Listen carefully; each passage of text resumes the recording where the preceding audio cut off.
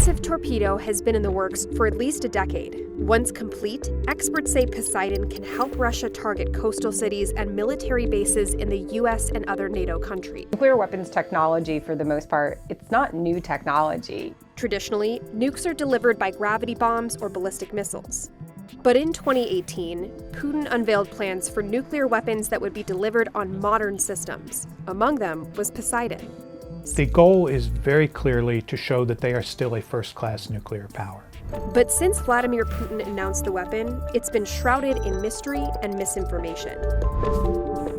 At 3:42 a.m., 14 suicide drones crossed the invisible line between cyber disruption and actual warfare. 6 minutes later, Poseidon 6, a classified American platform powering bombers and drones across half the globe, was gone.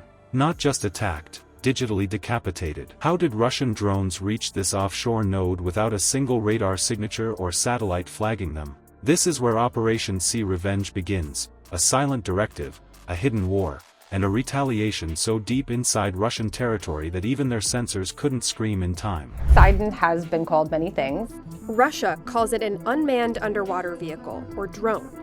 It portrays Poseidon as able to guide itself around obstacles and enemy countermeasures, reaching great depths and high speeds. As shown in this clip from Russia's Ministry of Defense, Poseidon will be equipped on submarines, similar to some ballistic missiles in Russia's current nuclear arsenal. But what happens after it's launched is debated, and the answer relies on knowing what Poseidon actually is. Before we move on, I'd like to ask you a small favor. If you appreciate this content, please take a second to like this video and subscribe to the channel. Over 98% of you watch the videos without subscribing. It costs you nothing, but it makes a huge difference to us. So, did you click the subscribe button? Great, thank you so much. Now, back to the video. Many things that we don't know about Poseidon is the yield of the warhead that it is carrying. The largest nuke in the US's arsenal is the B-23 at 1.2 megatons.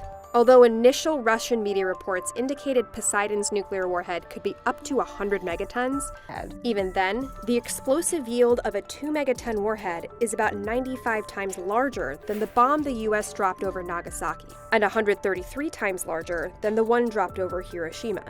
More recently, Russian media has reported that the warhead would instead be 2 megatons. There's no real obvious strategic reason why you would need a 100-megaton warhead. Before dawn, Poseidon 6 went silent.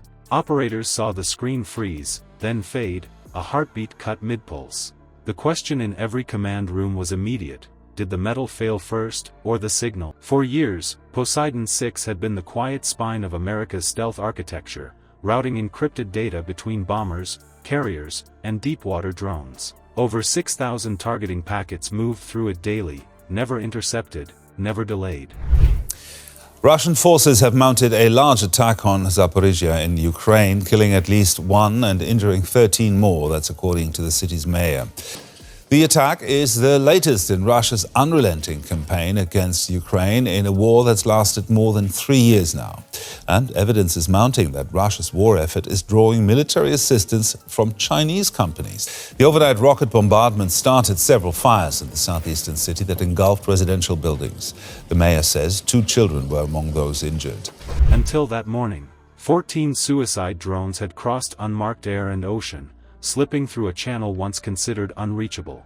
They rode blind through Russia's Type 5 network, ghosting under its firewalls without triggering a single strike alert. By the time Poseidon's sensors registered the anomaly, the drones were already inside the perimeter.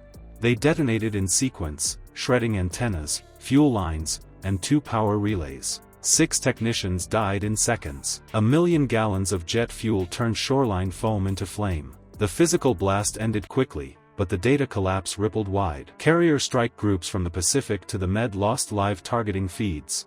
Unmanned corridors shut down mid-flight, their drones forced into blind autopilot. In less than 2 minutes, the US lost not infrastructure, but synchronization, the link that made scattered assets act as one. Detection had failed for 3 reasons. The drones flew low enough to stay beneath radar curvature. Their uplinks hid inside ordinary encryption noise, and sea-level sensors saw only static. Traditional defenses were designed to repel physical threats, not code hidden inside the control signal itself. This wasn't sabotage by force, it was an attack written in both circuitry and logic, a cyberkinetic strike meant to paralyze response, not just cause damage. Analysts later called it digital decapitation. The head remained, but the nerves were cut. America's eyes could no longer see or steer. From that silence, Directive 139B was born, the order that would unleash Operation Sea Revenge. How do you strike back without starting a world war, and still reach deep inside Russia before sunrise? The answer came under Directive 139B, a contingency once sealed for nuclear-level events, now unlocked because Poseidon 6 had been digitally erased. Within 15 minutes of authorization, squadrons began moving under total radio silence. Carriers shifted course, bombers loaded, drones armed, every unit aligned by clock rather than command.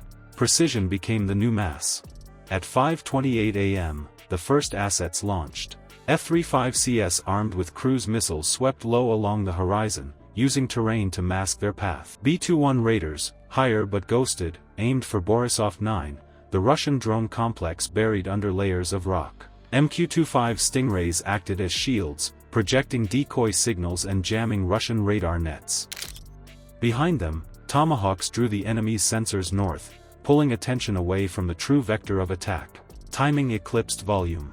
Every movement, every detonation, had to occur in rhythm. At impact, GBU-57C penetrators punched through 180 feet of granite before the ground erupted 7 seconds later. Within 12 minutes, command cores, autonomous UAVs, and encrypted AI nodes were gone. No missile batteries fired back. No jet scrambled. 40 minutes after the first strike, the field registered silence and flame. No US losses. 6 earlier deaths driving everything. Those engineers became the mission's pulse, the reason every pilot and operator refused error. While fuel tanks still burned at Borisoft 9, helicopters lifted from the debris field at 6:54 a.m., carrying nothing but confirmation codes and shattered Earth samples. Moscow said nothing for nearly 6 hours. No threat. No denial. Just confusion drawn across the feed. Inside defense channels, one phrase recurred: deterrence had shifted from declaration to demonstration. Supremacy didn't need headlines anymore. It moved in silence, fast, unseen. And that silence pointed to the next front line, where speed and code now define control. Modern deterrence no longer lives in press briefings. It's encoded in velocity, coordination, and silence, the kind of precision strike that speaks louder than any declaration. The retaliation after Poseidon 6 proved that control now belongs to those who act, not announce. A message delivered across air, data, and steel in less than an hour redefined what response means in this age. If something invisible can erase a nation's digital heart before anyone wakes, what remains untouchable? What stays safe when code and combustion fuse into one battlefield? Subscribe and join a community that seeks to understand the realities of modern conflict.